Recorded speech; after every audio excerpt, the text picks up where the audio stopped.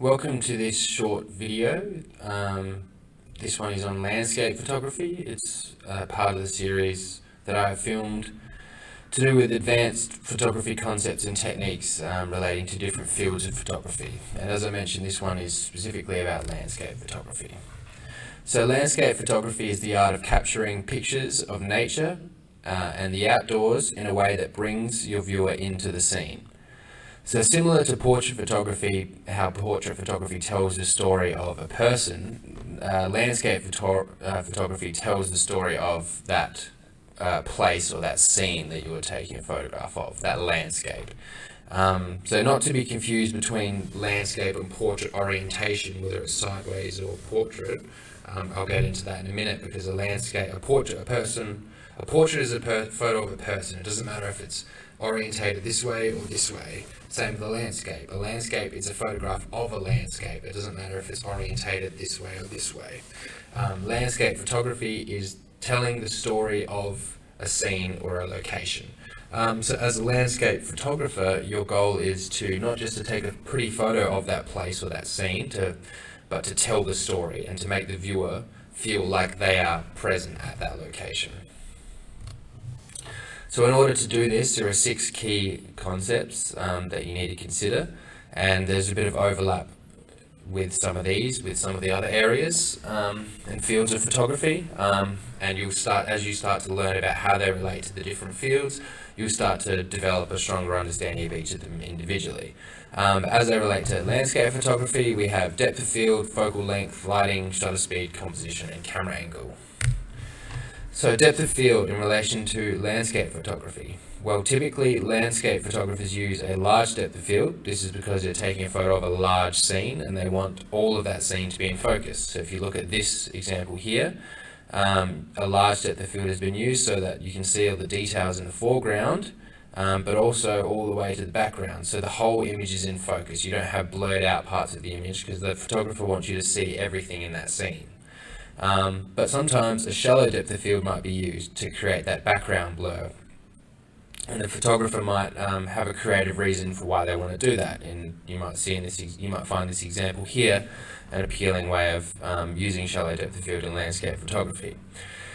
So again, it's about having that creative decision, determining what story you're trying to tell, what is the most important part of that landscape or that scene what is the story you're trying to tell about that scene, and how the depth of field, whether a large depth of field or a shallow depth of field, how that contributes to that story you're trying to tell. The focal length is another one. Again, typically landscape photographers use a wide angle focal length, like this one here, which means that a wider focal length, it's zoomed out further, you can see more of the image, more of the scene. So that's usually the go-to for landscape photography. But there are times when you might want to use a zoomed in, narrower focal length, like this one here, where you don't necessarily have a wide scene, but maybe a long scene like this one here. And using that longer focal length allows you to zoom into that image further, rather than have a really wide, drawn out image where you just see this sort of front portion of the forest. You're able to be drawn right in through that forest by using a long focal length. So using a long focal length or a wide focal length will change the way the story of the image is told, and that is another concept you need to consider when doing landscape photography. So determining what is most relevant to the story you're trying to tell. Lighting.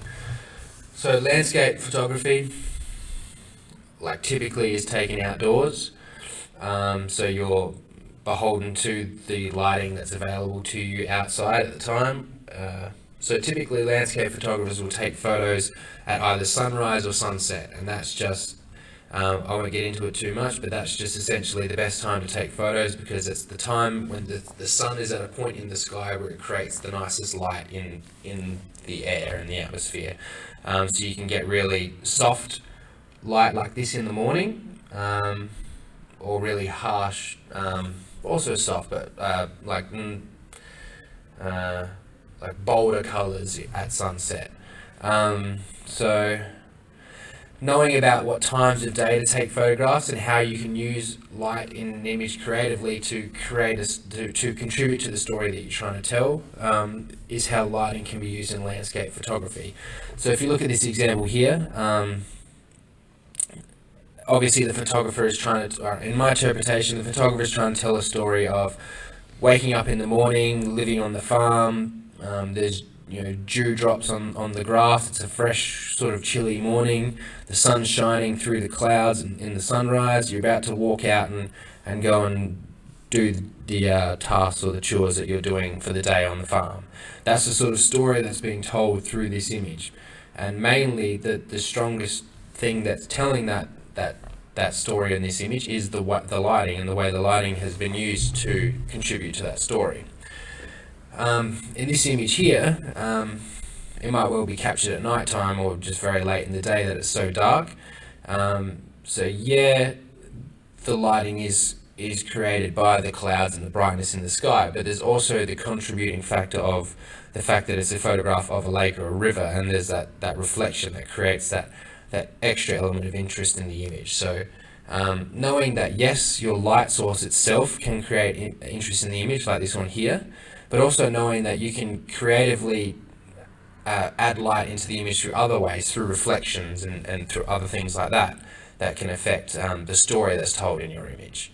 So lighting is a very strong part of landscape photography, and controlling and using the light in the best way that you can with what's available to you can help you tell a very different story. So shutter speed. Shutter speed tells, I won't go into shutter speed too much because we've looked at it before, but essentially a slower shutter speed means you're going to have motion blur, and a faster shutter speed means you're going to have frozen motion. You might want to freeze the motion of a crashing wave using a fast shutter speed in one landscape photo, or you might want to blur the motion of those waves to create an effect like this one using a slow shutter speed. So slow shutter speed, fast or slow, creates a different effect in a landscape photo, and it's up to you and your creative decision making to decide how that is going to impact on the story you're trying to tell. Composition. So the most common composition you typically see in landscape photography usually is rule of thirds. This one here, house on the third line, horizons on the third lines. It's easy, it's simple, it's effective. It looks great. Another really common one, another composition technique you'll see in landscape photography is leading lines. Again, easy, effective, looks great. All it takes is a road or a path or a footpath or a trail of stones or whatever, grass, train tracks, whatever you might find in the landscape that leads towards something interesting in the background, creates that strong effect for the viewer. So they're the two most common composition techniques you'll see in landscape photography, but let's not forget that there are many other composition techniques, some of which we've looked at before, like framing. You can see in this example here, the photographer's used the clouds or a break in the clouds creatively to create that framing effect around the mountains there. And you might also see other images where photographers might get up close to a tree. So if you say you have a landscape that you're taking a photo of and there's a tree in that landscape, if you come up and position yourself close enough to that tree so that all you have is just that top, like a branch of the tree coming across the top of the screen like this, and then the trunk of the tree coming like that, that creates that same sort of framing effect just by positioning yourself in a way that shuts off part of that image, blocks off part of that image by being close up to that tree or some other sort of object. So, and there are other composition techniques as well, like pattern, juxtaposition, many other ones that we've looked at before, and some that we haven't. Symmetry, heaps. So it's not just about taking a pretty photo or something that looks pretty, it's about telling a story. And composition has that ability to really impact the way the story is told. So yeah, this is the last one we're going to look at, camera angle. this is the most common way you'll see landscape photos taken, from a low angle. The photographer will get the camera right down to the ground and have the foreground right in front of the camera, literally right on the ground, so that the viewer's eye is drawn right into the image. Again, we're seeing there's leading lines being used here. So that's the most common way you'll see landscape photos taken. But also, drone photos can probably be classified as landscape photos as well, overhead photos. So there are different areas or situations where you're going to use different camera angles. But typically you'll be using a low camera angle for landscape photography. But it's not just about the angle as well, it can be the perspective. So this image here, this is actually an image of like rocks or a cliff face, where the photographer's stood up next to it and basically just taken a photo directly up, looking up at the sky. So this isn't like, when you say landscape, you think of like viewing a landscape, a paddock or something. This is not typically what you would call a landscape, but it is a landscape photograph because it has that same effect.